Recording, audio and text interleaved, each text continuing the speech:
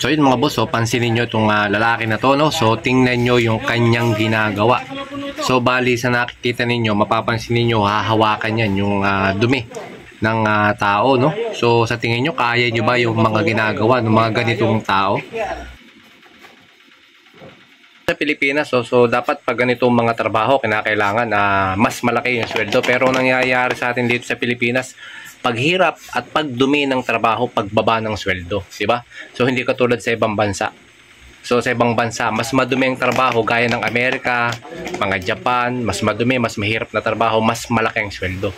So dito sa Pilipinas, baliktad.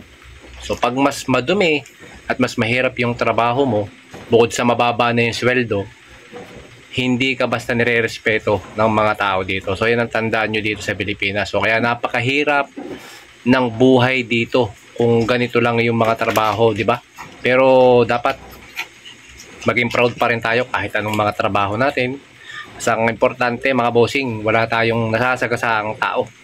Ayan, so dapat yung katulad nito mga ganitong trabaho, ito dapat yung malaki yung malaki ang sinusweldo. Kasi isipin nyo, bihira lang naman yung tao kayang hawakan yung dumi ng mga tao, di ba? So kahit ako, hahawakan ko man yan, magbibigay ako ng presyo, di ba? So pero ito kita nyo, parang wala lang sa kanya paghawak niya, no? Parang natural lang. So syempre daily habit, daily works, nasanay na.